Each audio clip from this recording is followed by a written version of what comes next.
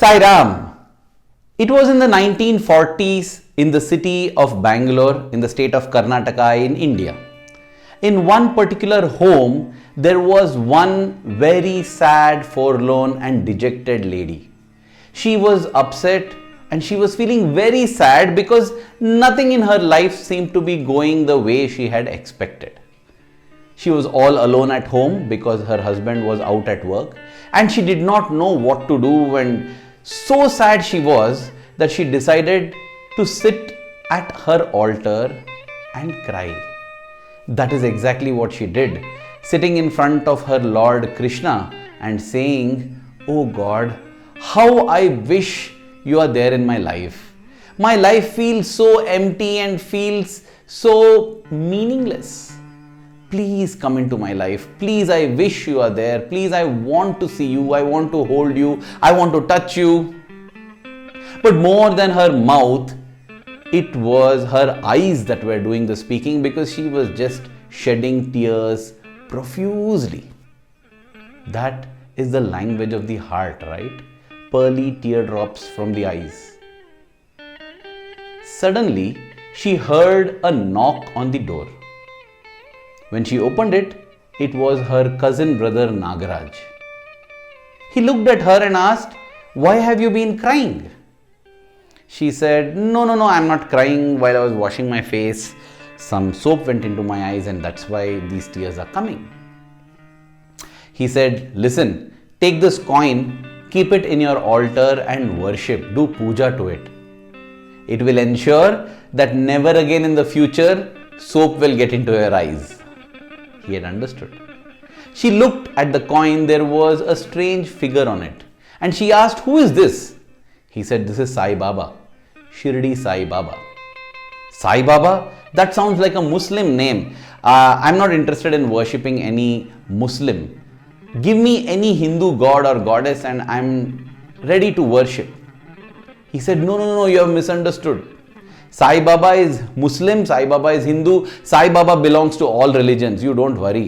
In fact, his parents were Brahmins. They were Hindu Brahmins. You please listen to me and worship Sai Baba, and as I said, you will never have these tears coming out from your eyes. The circumstances in which all this happened were so, strange and coincidental that this lady, Mrs. Nagamani Pourniya, decided to listen to her cousin brother, kept the coin in her altar and began to worship it. Did God come into her life? Did her Krishna come into her life? You bet, because she ended up writing this book, which is filled with miracles and experiences galore. Mrs. Nagamani Pourniya definitely got God into her life. The way it happened is just amazing.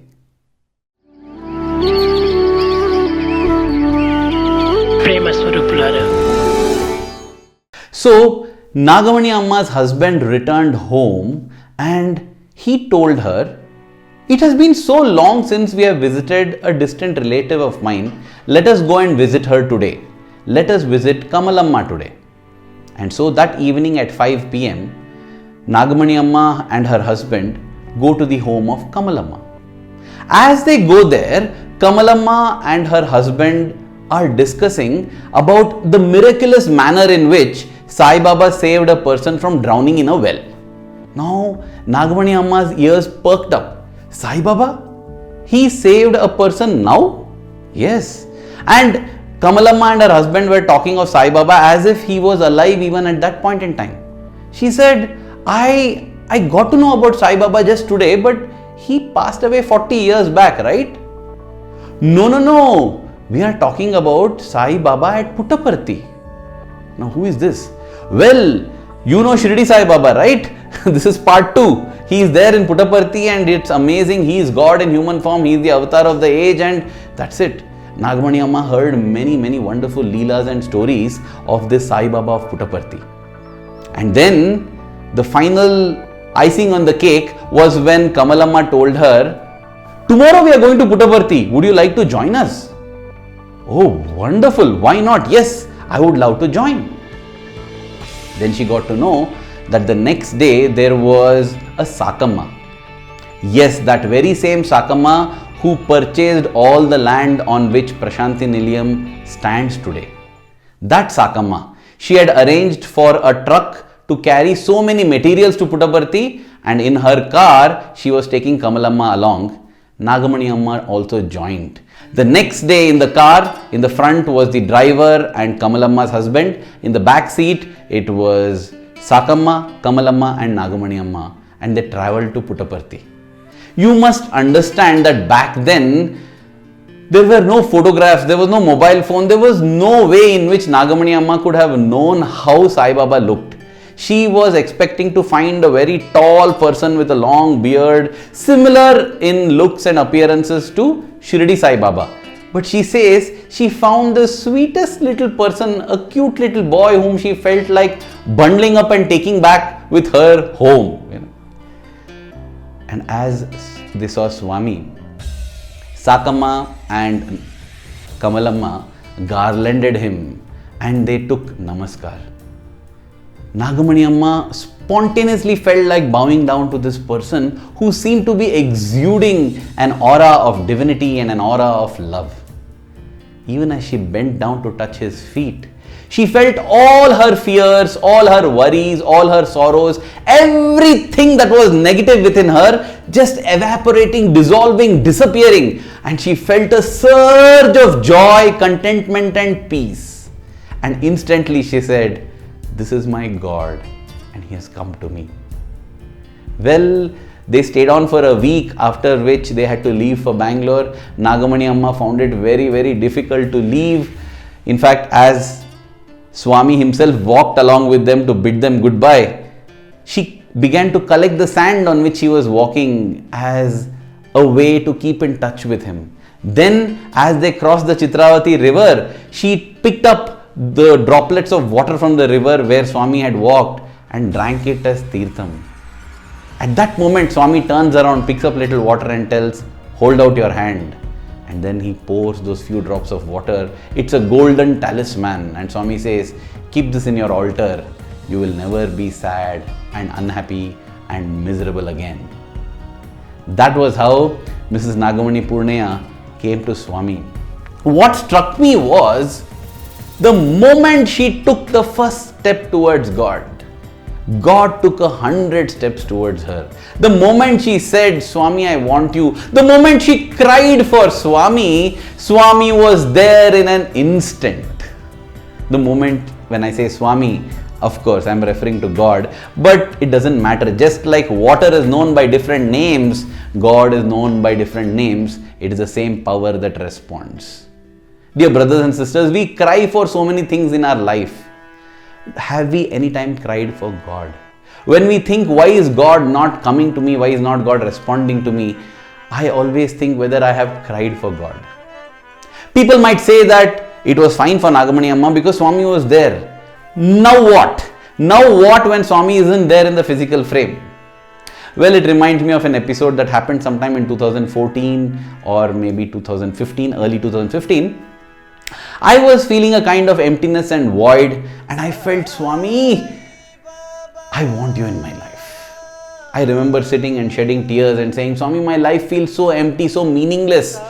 Please come into my life. Please come and fill me." Yes, this is after having received so many darshans, attended so many bhajan sessions in the mandir, had darshans and having spoken to Swami. Still, because Swami, God is not a physical entity outside us. It is an inner connection, and that inner connection has to be vibrant and alive always. Otherwise, despite having received so many chances and so many gifts of grace, we will lose that connect. And that was one such moment where I was feeling disconnected. And even as I prayed like this, my wife Pooja advised me that keep yearning, keep crying, keep pining for Swami, He will respond. And that night, Pooja gets a dream in which Swami is speaking with me, and I will not go into the details of the conversation between me and Swami in her dream, but it was amazing. And she told this to me in the morning and said, "See, you prayed to Swami and see how Swami has responded." I was partially satisfied because I said, see, he came into your dream. On the same bed, 1 foot away from you, I was sleeping. Couldn't he have come in my dream? I am not satisfied, Swami. Please, I want you, Swami. Not indirectly. I don't want an indirect connection with you. I want this direct connection.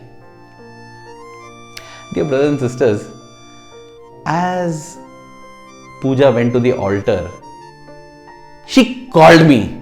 She said, Arvind, look. And there was this little wooden statue of Hanuman with his chest torn open. He's standing there, and at his foot is Vibhuti that has manifested. She said, see, Swami has sent Vibhuti for you. Again, I was happy, but not fully satisfied. I said, see, this Vibhuti could be for anybody. I'm happy that Vibhuti has manifested at home, but this Vibhuti could be for anybody, right? How do I know it is for me? So, I still don't feel that direct connection. Swami, please, please, please. And that is how I spent the whole day, crying. I went to Radio Sai for work, but throughout I was crying, saying, Swami, crying meaning whining and complaining and telling, Swami, I'm not feeling that connect with you. I want to connect with you, Swami. I want you, I want you, I want you. I think that by His grace, I had taken the first step, and He indeed took 100 steps towards me in the most beautiful fashion, though He wasn't physically there. The evening before I went to play badminton, once again I just dropped into the altar, a small enclosure in our room. And there I saw that in front of that Hanuman, little more Vibhuti had manifested. And I felt happy. And I said, wow, this is interesting. Pooja, come have a look here. Some more Vibhuti has come. The moment she saw that, she said, there Arvind, there is your answer. See, Swami has come for you. I said, how? This Vibhuti is like the Vibhuti that came a couple of hours back. How does this say that Swami has come for me? She made me look at that Vibhuti from another angle, another perspective, and then it became clear.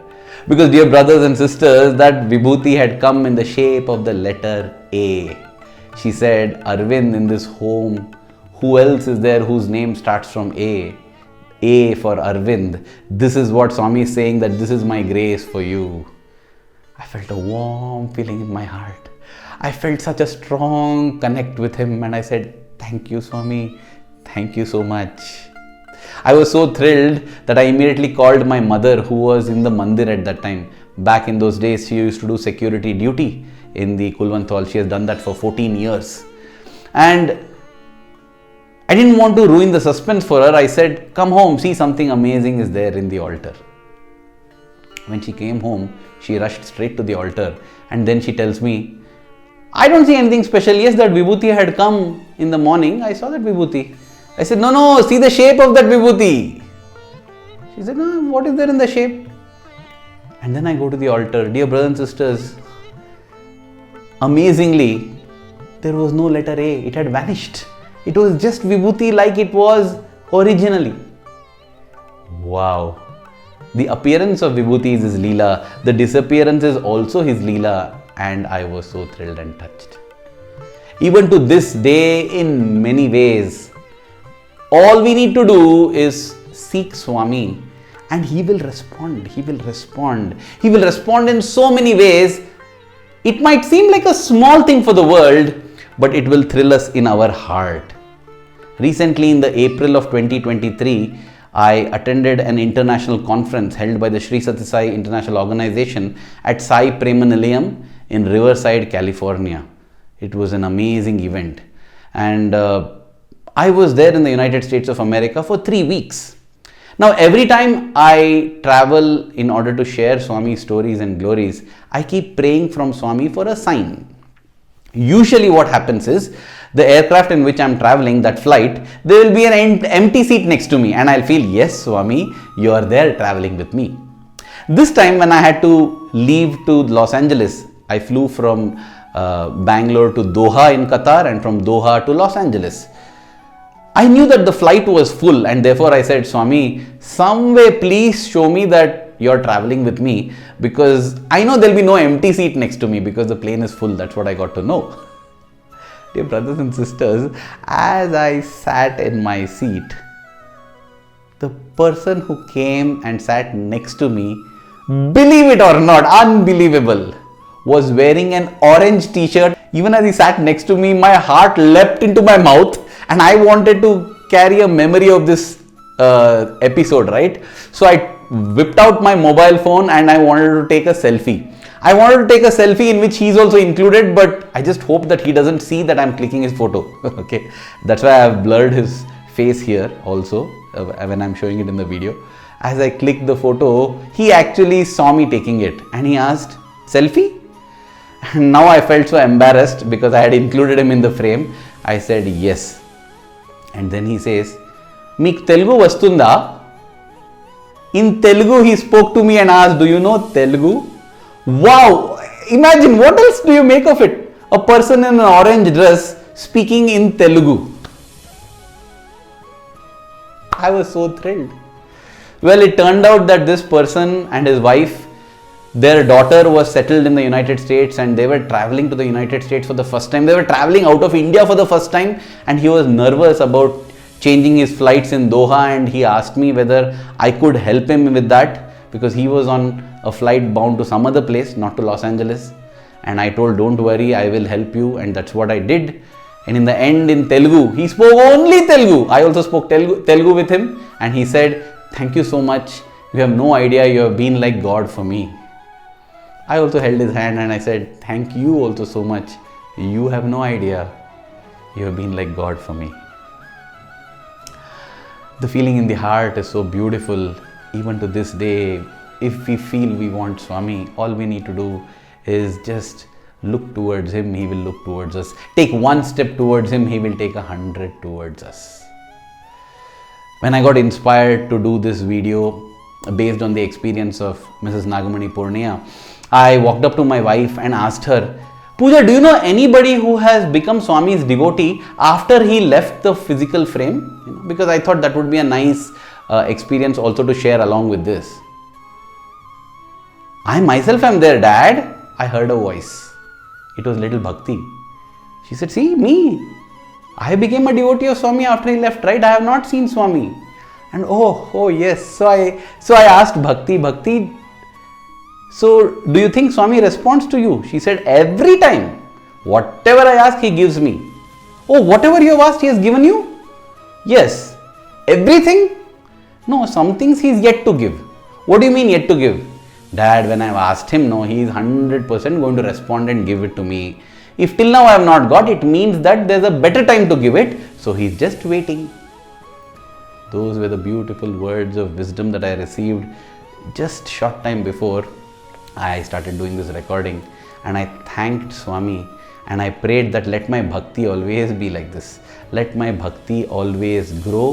Let my love for him keep growing. Let me yearn for him more and more. Dear Swami, thank you for always taking those 100 steps when we take that one step. May we always take every step in our life towards you. Thank you. Jai Sai Ram.